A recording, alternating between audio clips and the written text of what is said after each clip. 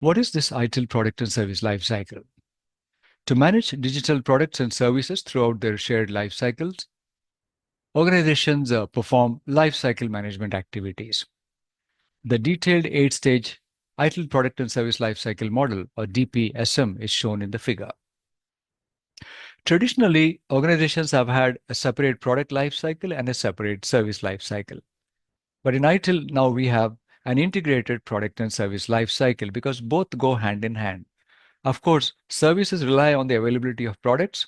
So products have to be developed from its concept and they will have to be maintained until end of life. And based on the products, the services will have to be created and run. So there will be a continuous handshake between the product and service components. It will be useful if we can go back to some of the key concepts in ITIL. And those are, for example, the digital product and service management. It is a set of specialized organizational capabilities for enabling value for customers in the form of digital products and services. We had this and all the basic terms in one of the initial or earlier recordings, and you won't see them again in this presentation or recording. And we know that a service is a means of enabling value co-creation by facilitating outcomes that consumers want to achieve without the consumer having to manage specific costs and risks. So it's a means of enabling value co-creation. And whereas if you look at a product is a combination of an organization's resources based on technology and designed to offer value to a consumer. Whereas a digital product is very similar, combination of organizations' resources based on digital technology and designed to offer value to consumers.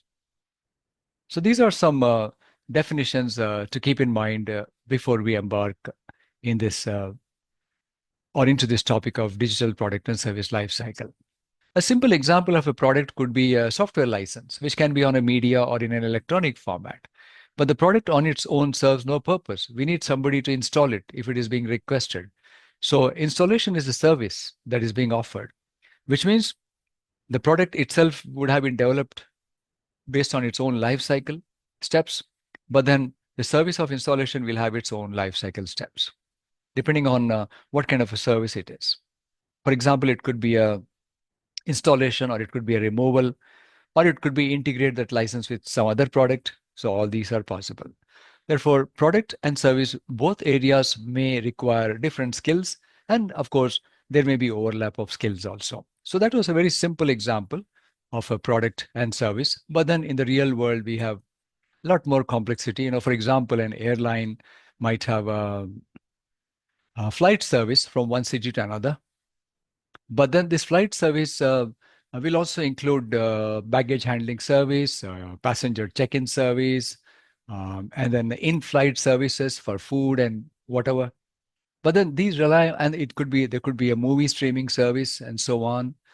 And then all passengers could make a request for extra baggage or extra space or whatever. But then this requires products to be available. So therefore, if you are considering passenger transportation and not cargo transportation, then the passenger transportation product will be a combination of resources going by the definition of a product. So passenger transportation will be made up of aircrafts, airport infrastructure, the airline crew, the ground personnel, the IT systems, and maybe partner services products for the food and toiletries and other things. But all of these products need to be used properly in order to offer the service of flight from one city to another. So therefore, the service management will differ from the product management, but there is a lot of overlap between them. And that's why we call it an integrated life cycle of the product and service both, rather than separate life cycle without any connection with each other. Another example of a product and service could be with the email and calendar. So you've got maybe a subscription service to email, let's say, but then this subscription service will rely on the email product itself. So the email product is a combination of resources from the 4 dimensions. Therefore, the email product will include the application, maybe some network components.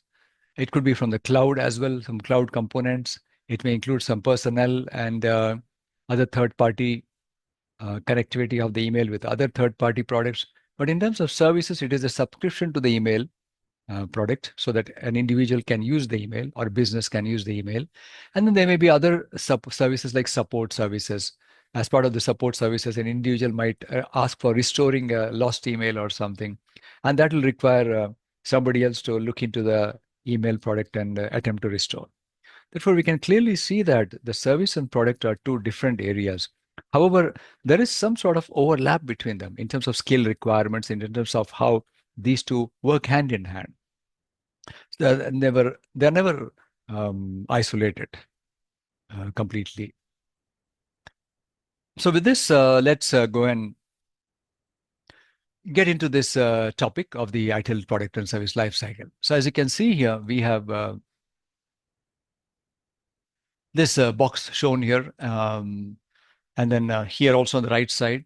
So, and we can see here the 8 activities, namely discover, design, acquire, build, transition, operate, deliver, support, for the product or service.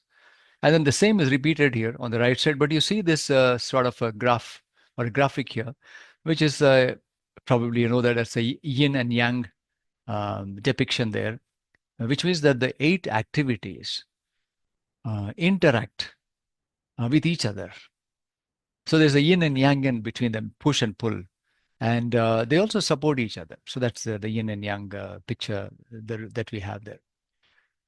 And it's also possible that the product has multiple versions or a service has multiple releases. And therefore, it is not that a single product will be in only like a specific stage of the life cycle. Like a product might be in a discover stage or an acquire stage and so on.